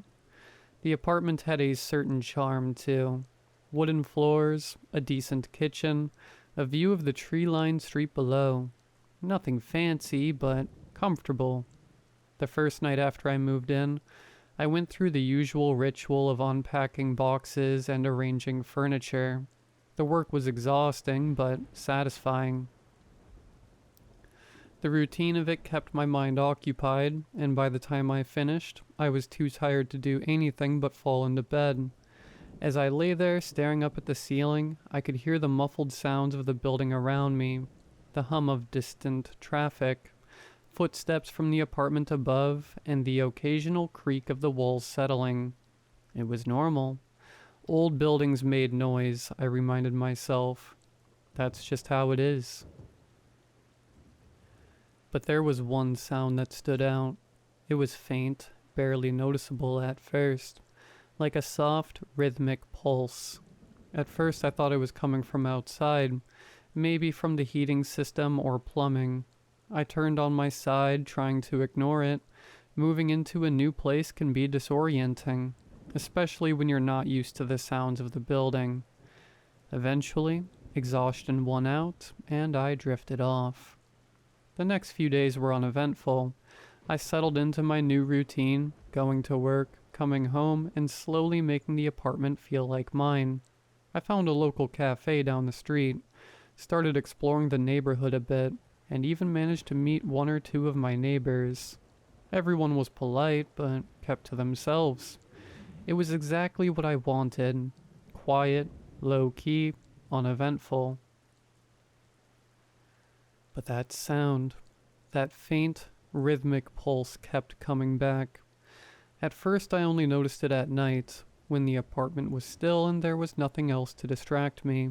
I'd be lying in bed trying to relax, and there it was. A steady, almost mechanical rhythm, like breathing. It was faint enough that I could almost ignore it, but persistent enough that once I noticed it, I couldn't unhear it. One night, after a particularly long day at work, I found myself lying awake again, listening to that sound. It seemed to move, or maybe it was just my imagination, but I could swear it wasn't coming from one fixed place. It shifted, first near the bedroom, then closer to the living room, but every time I got up to investigate, it stopped. I checked the windows, thinking maybe it was something outside, but there was nothing out of the ordinary, just the usual sounds of the city, muffled and distant. I started to rationalize it. The building was old after all. Maybe it was something in the walls, pipes, or the ventilation system. I convinced myself it was something explainable, even though I couldn't quite pinpoint where it was coming from. I told myself it didn't matter. I just needed to adjust to the quirks of the place. Besides, there was no one else around to notice it, and none of my neighbors had mentioned anything strange. But then, one evening, something happened that I couldn't ignore. I had been home for a few hours, scrolling aimlessly on my phone, the faint hum of the TV in the background. The apartment felt cozy, almost comforting, and I was beginning to feel like I was finally settling in. That's when I heard it again, that same rhythmic sound, but this time it was louder, and for the first time, it seemed to follow me. I got up from the couch thinking maybe I could track it down. As I walked from the living room to the kitchen, the sound seemed to shift. It was still faint, but now it was more noticeable, like someone softly exhaling just behind me. I paused, turning around, expecting to find something, anything that could explain it, but there was nothing. The apartment was empty, just as it always has been. Feeling uneasy, I turned on more lights, as if that would somehow drive away the strange sensation. I checked the vents, the windows, even the floorboards, but there was no obvious source for the sound. It wasn't coming from outside, and it wasn't some appliance or piece of furniture. It just existed. After a while, the sound seemed to fade, leaving me feeling foolish for getting so worked up over something that was probably just the building's plumbing or some other harmless quirk. Still, that night, I had trouble falling asleep. Every time I closed my eyes, I felt like I was waiting for that sound to come back, waiting to hear it again. In the following days, I tried to put it out of my mind. I threw myself into work, met up with friends, and did anything I could to avoid being alone in the apartment for too long. But no matter how busy I kept myself, that feeling of unease lingered. The sound didn't go away. It was always there, just at the edge of my awareness, especially at night. Then one evening, while I was in the middle of cooking dinner, I heard it again, clearer this time, as if someone were standing right behind me, breathing steadily just out of sight. I stopped what I was doing, heart racing, and turned slowly, expecting to find someone or something standing in the doorway, but again the room was empty. This time, though, I couldn't shake the feeling that something was wrong. This wasn't just the pipes or the walls. Something about the way the sound seemed to follow me was too specific, too deliberate. I turned off the stove, grabbed my phone, and stepped outside for some air. For the first time since moving in, I felt genuinely unnerved. And that's when I decided I had to find out what was really going on in this apartment. It wasn't like me to get so spooked. I wasn't the type to believe in ghosts or paranormal nonsense, and I'd never been prone to anxiety or overthinking things. But ever since that night, when the sound seemed to follow me from room to room, I couldn't shake the feeling that something was off in the apartment. Rationally, I kept telling myself there was an explanation. Every old building has its quirks, right? Maybe it was the ventilation system, or maybe the walls were thinner than I thought, and I was just hearing the neighbors' movements somehow. But it wasn't just the sound itself, it was that feeling that came with it. A sensation that wasn't easy to describe, like being observed when you know no one else is there. I started wondering if my mind was playing tricks on me. But the sound was so consistent, so steady. It didn't feel like something I was imagining. The next day at work, I decided to do some digging. During my lunch break, I searched online for anything about strange noises in apartments. There were the usual results: old buildings settling, faulty pipes, drafts and poorly insulated walls, but nothing that matched the specific rhythmic pattern I was hearing. I kept digging, reading through forums and articles, but still came up with nothing definitive. I was beginning to think I was alone in this, that it was just some weird thing about the apartment I'd have to live with, but something in me couldn't let it go. That evening when I got home, I decided I would try and trace the source of the sound more methodically. I started almost on cue. As soon as the apartment settled into its evening quiet, there it was. The soft, rhythmic pulse, like someone breathing slowly in the background. I stood in the center of the living room trying to pinpoint where it was coming from.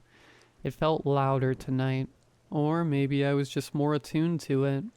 Either way, it seemed to be everywhere and nowhere all at once. I started walking around the apartment, pausing every few steps to listen. The sound didn't get louder or softer, but it always seemed to be nearby, no matter where I stood. I checked the vents, leaning in close, trying to detect anything that might be causing it, but there was nothing. I pressed my ear against the walls, half expecting to hear a neighbor's TV or conversation, but all I could hear was the steady pulse.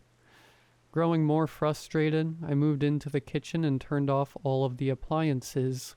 Maybe the refrigerator or the microwave was emitting some kind of sound I hadn't noticed before. But when everything was off, the sound was still there, unchanged. It wasn't mechanical. It was too soft. Too human. Next, I decided to check the windows again.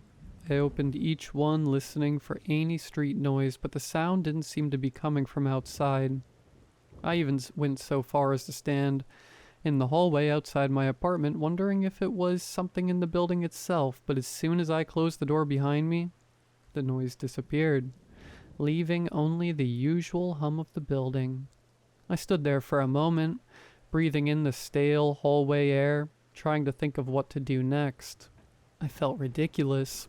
It was just a sound after all, but the longer it persisted, the more it seemed like something I needed to figure out. Not just because it was unsettling, but because I couldn't let it go. I couldn't live with this constant, unnerving presence in my home. Back inside, I resumed my search, this time moving into the bedroom. It was the one place I hadn't fully checked yet, mostly because I dreaded the idea that the sound might be strongest where I slept.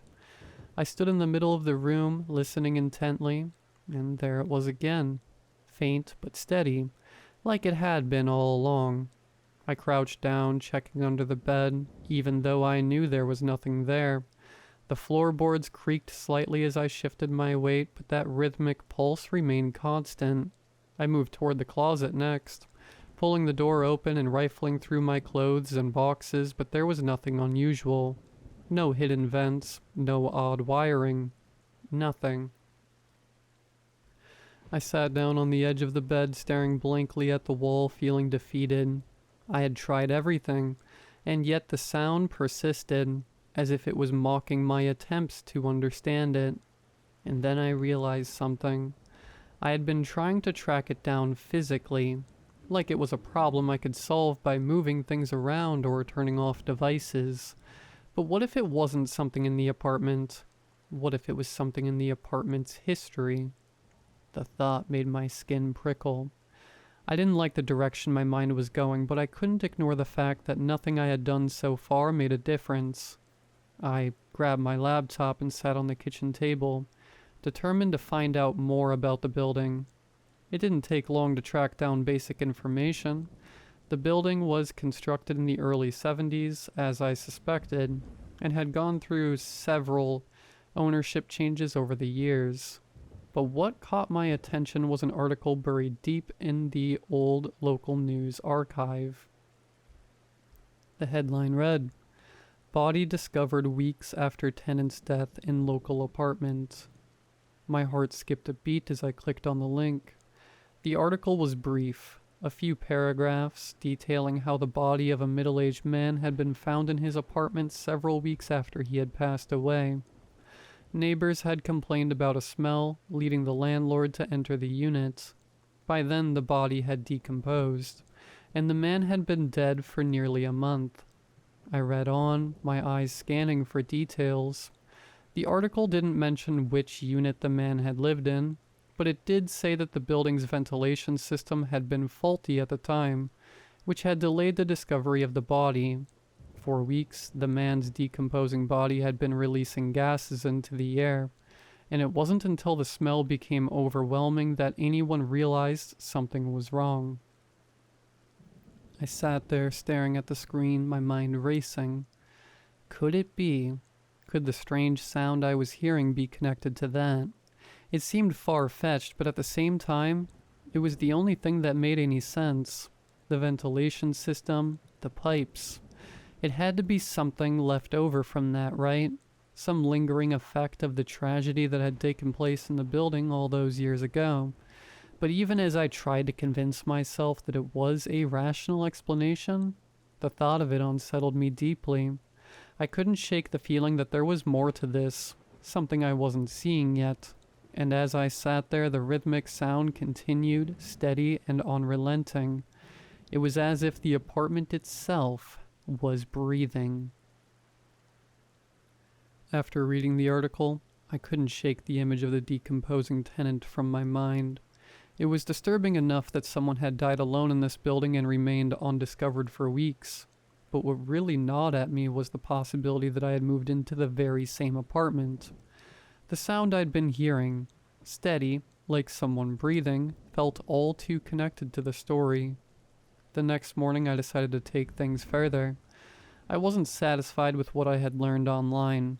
I needed to know for sure if this apartment had been the site of that tragedy. I also wanted to know more about who that man had been.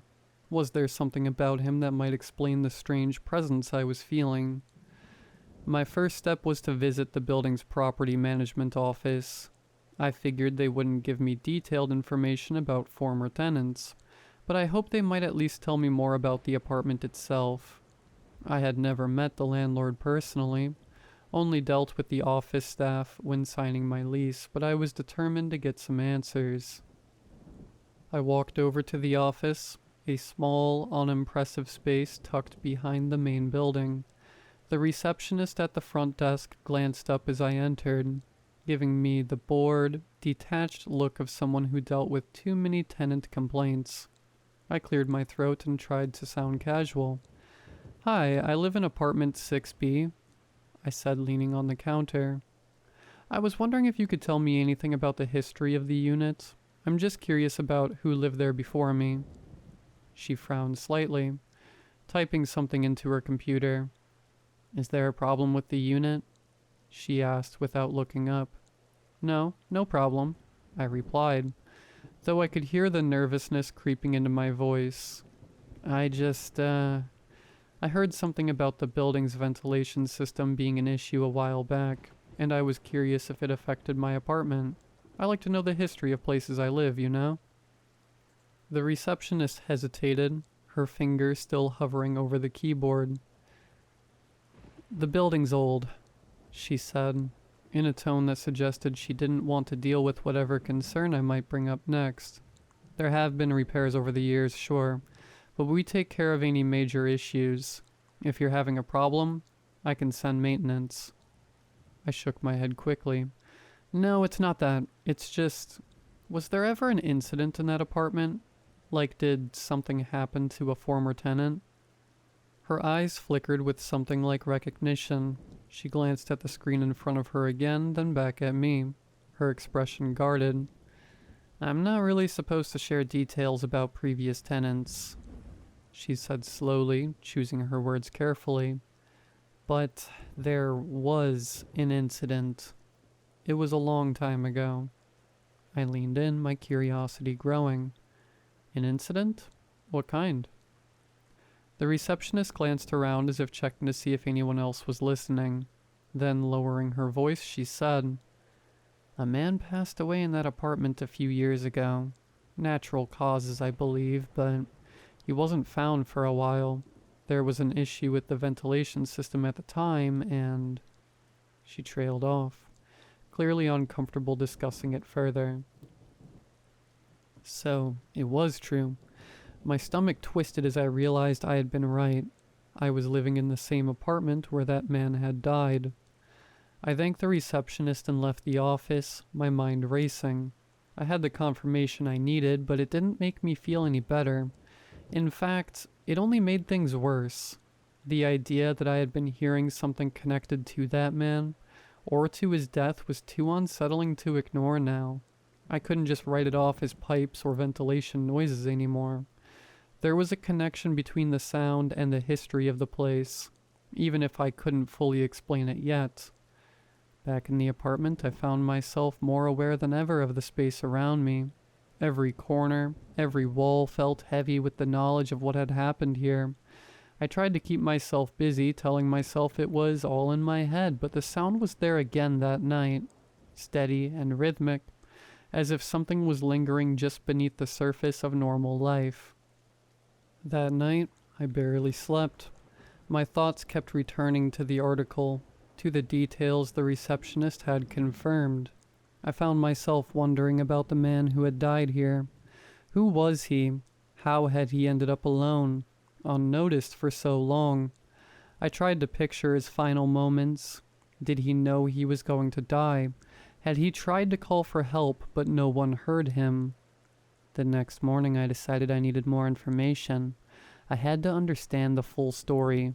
I couldn't keep living in this apartment with these half-formed suspicions lurking in the back of my mind. So I had turned back to the internet, this time searching more specifically for details about the man's death. It took a while, but I eventually found a few more references to the incident. The man's name was Michael Harris.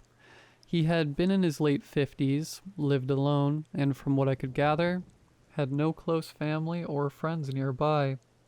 His death had gone unnoticed for weeks, and by the time the building staff had discovered him, his body had already begun to decompose. The article mentioned that neighbors had complained about the smell, but it wasn't until the stench became overwhelming that anyone thought to check on him. Reading about Michael Harris sent a chill through me. The idea of dying alone, with no one to care or notice, was horrifying in itself. But something about the way the article described the discovery of his body stuck with me. It mentioned that the ventilation system had been pumping air from his apartment into the rest of the building, which was why it had taken so long for anyone to realize something was wrong. I thought back to the sound I had been hearing, the rhythmic, breathing-like pulse. Could it really be that simple? Was I hearing something left over from that faulty ventilation system? Maybe it wasn't supernatural after all. Maybe it was just the remnants of old air, trapped in the ducts, still circulating through the building. But even as I considered that explanation, I couldn't shake the sense that there was more to it. I couldn't ignore how specific the sound felt, how it seemed to follow me, to shift in intensity depending on where I was in the apartment. It wasn't just an ambient noise, it felt alive. That evening I made a decision. I couldn't live like this, constantly wondering and second-guessing myself. I needed to confront whatever was happening, once and for all. I waited until nightfall when the apartment was at its quietest, and then I sat in the living room listening. The sound was there, as always, soft but present. I focused on it, trying to pinpoint where it was coming from. It was faint at first, but after a few minutes it grew louder, more distinct. I stood up and began to follow it, moving slowly through the apartment, from the living room to the kitchen, then back to the bedroom. The sound seemed to move with me, just as it had before. But this time, I wasn't going to let it scare me. I was going to face it head on. And then, as I stood in the doorway of the bedroom, something strange happened. The sound stopped. Complete silence filled the room. And for the first time, I felt truly alone in my apartment. That silence was heavier than any noise I had ever heard. It pressed against me, thick and suffocating, as if the absence of the sound was more oppressive than its presence had ever been. I stood in the bedroom doorway, frozen, waiting for the pulse of that rhythmic noise to return, but it didn't. Instead, there was nothing. Just the quiet hum of the city outside, muffled and distant. I tried to tell myself that this was a good thing. Maybe I had finally figured it out. Or maybe the sound was just some odd quirk of the building that had now resolved itself. But deep down I knew it wasn't over. Something had shifted in the apartment, and the silence wasn't a relief. It was a warning. That night I barely slept again, but it wasn't the sound keeping me awake this time. It was the absence of it. The way the apartment felt unnaturally still, like it was holding its breath. I lay in bed staring at the ceiling, trying to rationalize everything that had happened. The more I thought about it, the more the pieces didn't quite fit together. The ventilation system theory seemed plausible enough, but why had the sound felt so personal? Why had it seemed to follow me? By the time morning came, I was exhausted and jittery, unable to shake the unease that clung to me. I went through my day at work in a fog, barely able to focus. My mind kept drifting back to the apartment, to that silent, unsettling space I'd left behind. I considered calling someone, maybe a friend or even a professional, just to get another perspective. But what would I say? Hey, I think my apartment might be haunted, but don't worry, it's probably just bad ventilation. I knew how ridiculous it sounded, and I wasn't about to embarrass myself over something I couldn't even explain properly. When I got home that evening, I half expected the sound to be waiting for me, picking up right where it had left off, but as I opened the door, I was greeted with the same thick silence. The apartment felt different now. Not just quiet, but empty in a way it hadn't before. I set my keys on the counter, listening for any hint of that familiar noise, but all I heard was the faint hum of the refrigerator. I tried to settle into my usual routine, cooking dinner, watching TV, but everything felt off. Every creak of the floorboards made me jump. Every little noise from outside the window felt like an intrusion. I was on edge, constantly waiting for the sound to come back, for the rhythm to start up again, but it didn't. The apartment remained silent, and with every passing hour my anxiety grew. That night, as I lay in bed, I finally allowed myself to consider the possibility that something else might be going on. Something beyond faulty pipes or old ductwork. I didn't want to believe it. I'm not the type of person who jumps to supernatural conclusions, but the strange consistency of the sound, its almost deliberate movements, and the way it had stopped so suddenly, all made me wonder if there was something more, something tied to the man who had died here, to Michael Harris. I thought about him a lot that night, imagining what life had been like, what his final days had been like, alone in this very apartment, unnoticed by anyone. I wondered if he had felt the same sense of isolation that I was feeling now, if he had heard the same noises, or if this was something new, something connected to his death, or maybe even to me. The more I thought about it, the more unsettled I became. Eventually, exhaustion took over, and I drifted into a fitful sleep. But it wasn't a restful sleep. My dreams were disjointed, full of fragmented images. Michael Harris's face, the empty hallways of the building, the rhythmic pulse of that sound echoing in the background. In one of the dreams, I was standing in the middle of the apartment listening, waiting for the sound to start, but instead of hearing it, I saw it. Ripples moving through the air like invisible waves, and in the middle of those ripples was a figure, standing perfectly still watching me. I woke up in a cold sweat, my heart pounding, the apartment still dark and silent around me. I lay there disoriented, trying to shake the feeling of the dream, but it clung to me. The figure, the ripples, it felt too real, too vivid. I rubbed my eyes and glanced at the clock. It was just after 3 a.m. That's when I heard it. It started quietly at first, so faint I almost thought I was imagining it. But as I lay there holding my breath, it grew louder. The same rhythmic pulse, steady and soft, just like before. It was back. I sat up in bed, my heart racing again, and listened. The sound wasn't coming from the bedroom this time. It was coming from the living room. I swung my legs over the side of the bed and stood up, moving slowly toward the door. The sound grew louder as I got closer. Still soft, but now unmistakable. It was as if someone was standing just beyond the living room, breathing slowly, deliberately. I stepped into the hallway, my feet moving almost on their own.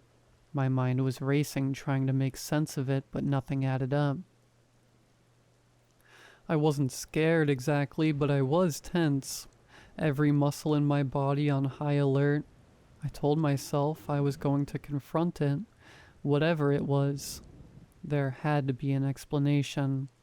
As I reached the living room, the sound seemed to shift, like it was moving again, just beyond the edge of my awareness. I stopped in the middle of the room, standing perfectly still, and listened.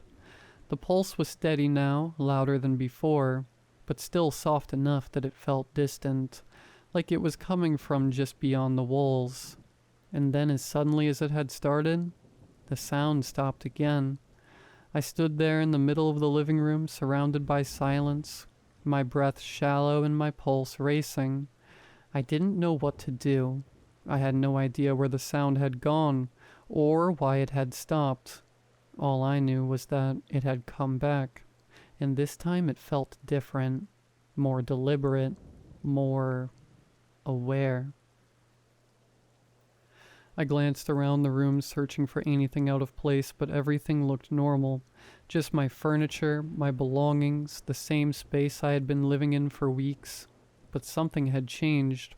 I could feel it in the air, in the way the silence seemed to press against me, almost suffocating. I was no longer alone in the apartment. I backed slowly out of the living room, retreating to the hallway, my eyes scanning for the space around me. Every instinct told me to leave, to get out of the apartment and figure this out from a safe distance. But I didn't move. I couldn't. Something was keeping me there, holding me in place as if I needed to see this through, to find out what was really happening. I stood in the hallway for what felt like an eternity, listening, waiting for the sound to return, but it didn't. The silence remained thick and heavy, wrapping around me like a blanket. And then, just as I was about to turn and go back to bed, I heard something new. It wasn't the rhythmic pulse this time. It was a soft creak like the sound of a floorboard shifting under the weight of something. Or someone. I turned slowly, my heart in my throat, and saw it. There, in the doorway of the bedroom, stood a figure. It was faint, almost like a shadow, but it was there, unmoving, watching me. For the first time since this whole thing started, I felt real fear. The kind of fear that grips you so tightly you can't move, can't think, can't breathe. And in that moment I knew, whatever had been making that sound wasn't just in the walls. It was here with me. For a moment I couldn't move. I stood frozen in the hallway, staring at the figure in the bedroom door. My brain struggled to process what I was seeing, to fit it into the realm of reality, but nothing about this felt real. The figure was just standing there, barely more than a shadow, its shape indistinct, but unmistakably human. Every rational part of me wanted to believe it was a trick of the light, a figment of my sleep-deprived mind. Maybe I was still dreaming, caught in the fog of that strange half-sleep state where everything feels off but plausible. But this wasn't a dream. The figure didn't move, but its presence was palpable, like the weight of eyes on you when someone is staring, that invisible pressure in the air that makes your skin crawl. I took a step back, my breath coming in shallow, uneven bursts, trying to force myself to think clearly. I should have run. I should have turned and bolted out of the apartment, but my legs didn't cooperate. Fear had a grip on me now, squeezing tighter with every second that passed. My mind raced through possibilities, desperate for an explanation. An intruder? A shadow? A reflection? But none of them made sense. I blinked hard, my vision blurring slightly as I did, and for a split second the figure seemed to waver, almost like it wasn't fully solid, but it was still there, still watching. A sudden thought hit me like a bolt of lightning. Michael Harris. Was this him? Was this what was left behind, lingering on the apartment after his death? The rational part of me recoiled at the idea, but after everything that had happened, the sound, the strange feelings, the way the apartment seemed to change, it was hard to shake. The figure had to be connected to him. There was no other explanation. I stood there in shock, struggling to find the nerve to react. After what felt like forever, I finally pushed myself to say something. "Who are you?" My voice came out quieter than I intended, barely more than a croak, but it was enough to break the silence. The figure didn't move, didn't respond. It just stood there, a dark shape in the doorway, like it was waiting for something. The stillness of it was almost worse than if it had moved. There was something unnatural about how it just remained, motionless, without a sound. I took another step back, my legs shaking. My mind screamed at me to get out, to run, but I couldn't bring myself to turn away. Something about this moment felt final, like I had reached the point of no return. I needed to know what this was, What had been haunting me ever since I moved in? I forced myself to speak again, louder this time, trying to keep my voice steady. Are you Michael Harris? The second the name left my lips, the figure shifted. It was subtle, just a slight tilt of the head, but it was enough to make my blood run cold. The name had meant something. I felt it, like the air in the room had suddenly changed, like a weight had lifted or maybe shifted. The figure still didn't speak, but its attention was unmistakable. It was as if I had acknowledged something that had been waiting to be seen. My heart hammered in my chest, and I couldn't tell if I was more terrified or relieved. Terrified because whatever this was, it had just responded to me. Relieved because at least now I knew I wasn't losing my mind. I hadn't been imagining the strange noises, the sense of being watched. This thing, this presence, had been here all along. I took a deep breath, trying to steady myself. If this was Michael Harris, if this was some remnant of his life, then maybe there was a way to help him. Maybe he was stuck here, lingering in the apartment, unable to move on because no one had noticed him in life, and now no one was paying attention in death. What do you want? I asked, my voice shaking. Why are you here? The figure didn't move again, but the air around me felt charged, like the space was holding its breath. I realized then that the sound I had been hearing, the rhythmic, breathing-like pulse, had completely stopped. The apartment was eerily silent, as if everything had gone still, waiting for something to happen. I took another step back, and as I did, the figure seemed to fade slightly, as if it were being pulled away. I blinked, and when I opened my eyes again, it was gone. The doorway was empty. I stood there, trembling, trying to process what had just happened. My mind raced, replaying the encounter over and over, trying to make sense of it. I had seen it. I had seen something, but now it was gone, leaving me alone in the quiet apartment. I wasn't sure how long I stood there, staring at the empty space where the figure had been, but eventually, my legs gave out, and I sank onto the couch, my hands shaking. The adrenaline that had been coursing through me drained away, leaving me exhausted and confused. What had I just experienced? Was that really Michael Harris? Was I imagining things, or was this apartment truly haunted by some lingering presence? I didn't sleep that night. I couldn't.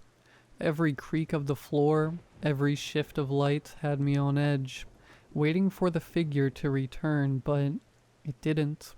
The apartment stayed unnervingly quiet, as if whatever had been haunting me had finally gone.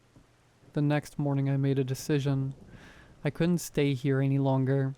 Whatever was in the apartment, whatever had been following me, I didn't want to find out any more than I already had. I packed my things in a frenzy, barely stopping to think, throwing clothes and belongings into bags as fast as I could. As I walked out of the building for the last time, I didn't look back. I couldn't. All I knew was that I needed to get as far away from that place as possible. It's been a few months since I left the apartment, and I still think about it sometimes. About the figure, about the sound, about Michael Harris. I don't know what it was that I saw or why it was there, but I do know one thing. Some places hold on to the past in ways we can't explain, and sometimes the past doesn't want to be forgotten. I moved to a new apartment across town, one with bright windows and modern fixtures, a place that feels fresh and clean. I haven't heard any strange sounds here, no rhythmic pulses or mysterious figures watching me from doorways. Life has returned to normal, or at least as normal as it can after an experience like that. But sometimes late at night, when everything is still and quiet, I can't help but listen, just to make sure. And every so often, I think I hear something. A faint, steady sound. like someone breathing.